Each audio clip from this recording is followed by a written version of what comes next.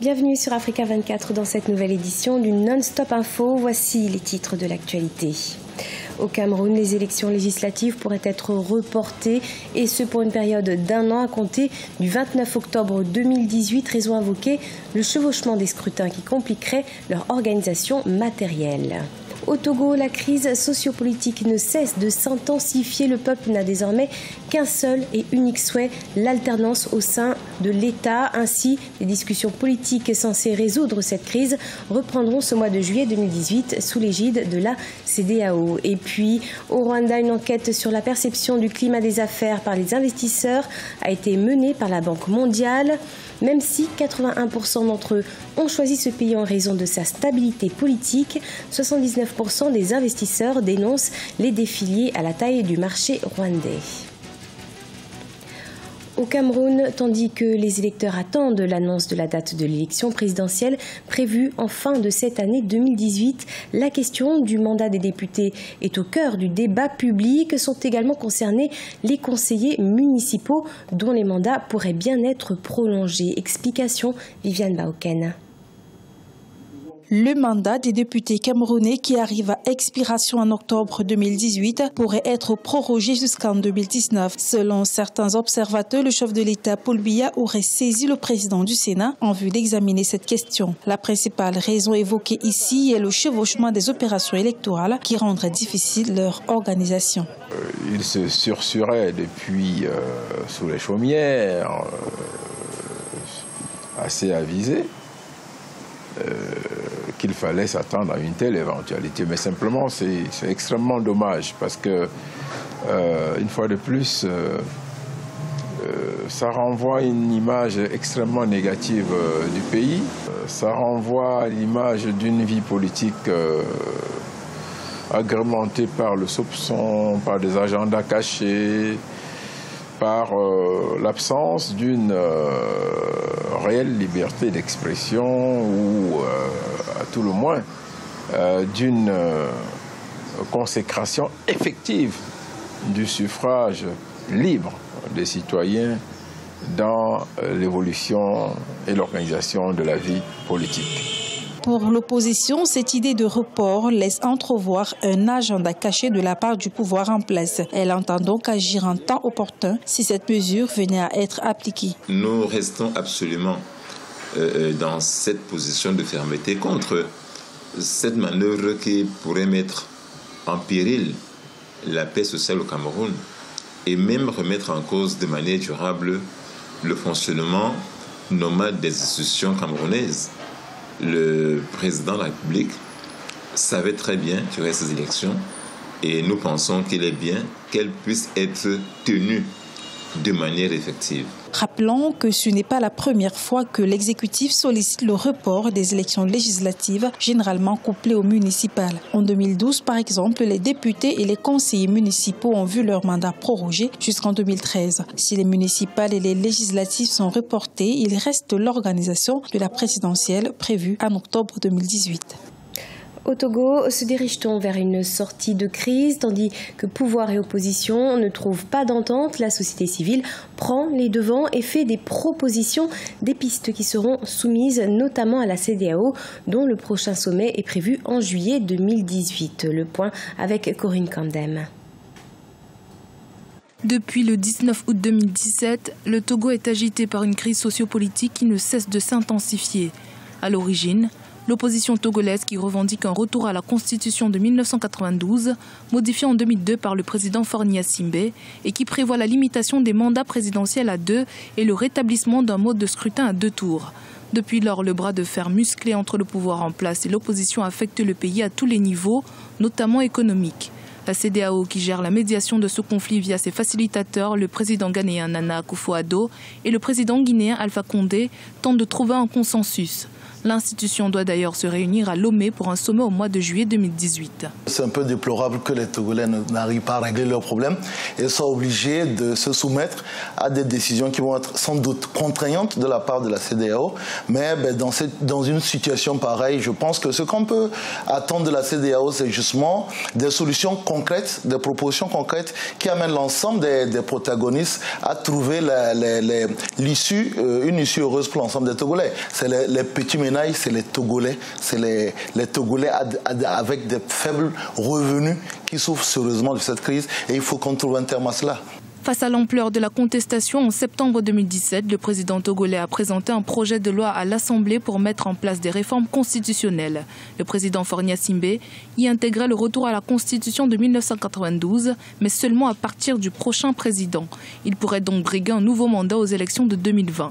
Une éventualité rejetée par une bonne partie de l'opposition. En termes de priorité, il faut, dans un premier temps, assainir en profondeur le cadre électoral. Il faut faire les réformes constitutionnelles parce que vous savez, évidemment, on ne peut pas être le seul pays de l'Afrique de l'Ouest où il n'y a pas de limitation de mandat, où il n'y a pas d'élection à deux tours. Une fois que ces deux questions ont été résolues, la question de la candidature ou non de M. Faure Gnassingbé peut être discutée dans un cadre séparé parce qu'en 2020, si M. Faure Gnassingbé veut se présenter, on ne sait pas comment est-ce que les choses se passeront parce que déjà en 2017, vous savez qu'il y a des crises qui ont commencé. Pour l'heure, les tensions entre pouvoir et opposition persistent. L'opposition qui continue ses opérations de contestation appelait d'ailleurs à une opération Togomore ce lundi 18 juin. Une opération qui a eu un bilan mitigé.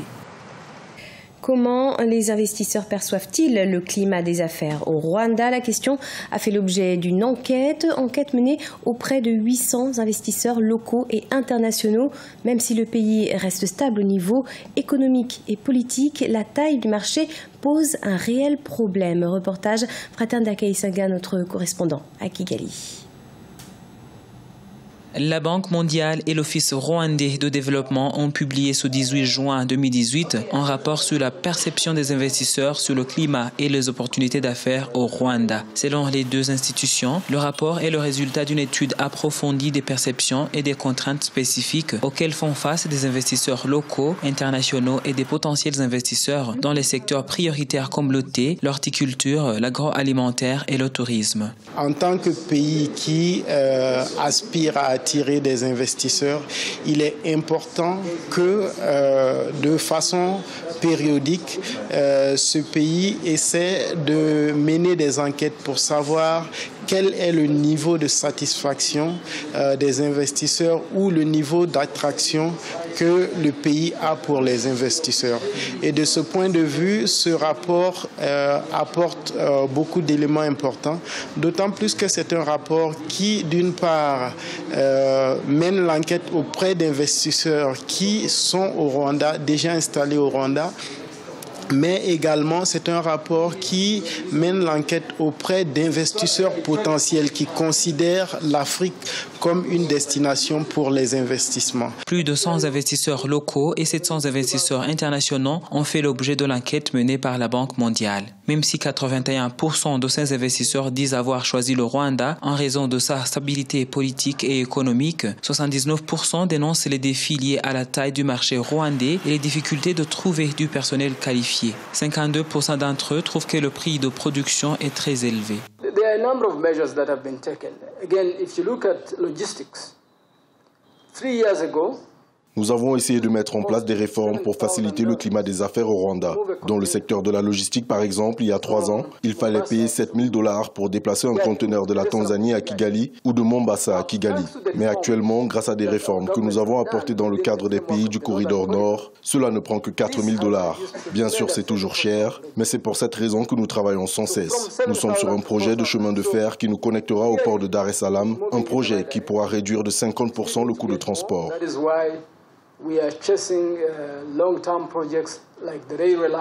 En considérant le meilleur emplacement pour les investissements directs étrangers en Afrique, le Rwanda a été classé 8e par les investisseurs internationaux. Le rapport a également recensé 28 projets existants qui comptent réinvestir au Rwanda entre 320 millions et 600 millions de dollars américains.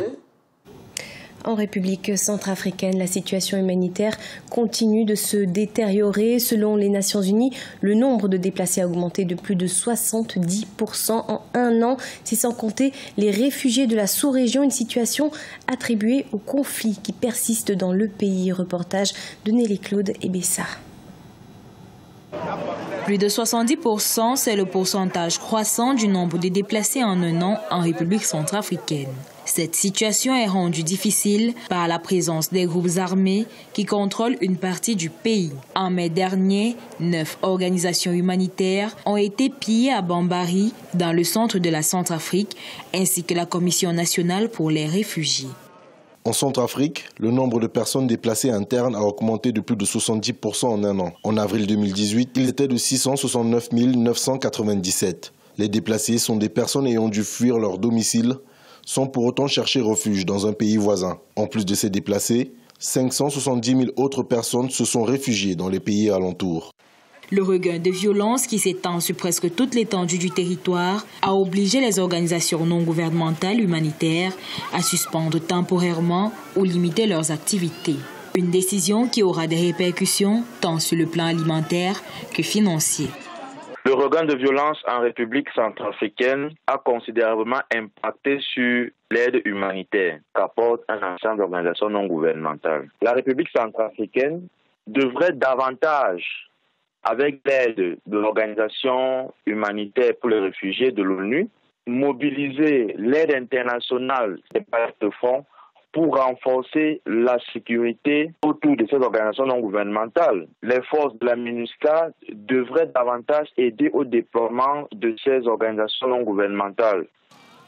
Selon les Nations Unies, en 2017, le regain de violence a entraîné une forte hausse du nombre de déplacés, atteignant 694 000 personnes. Pour rappel, la Centrafrique traverse un conflit sociopolitique depuis 2013.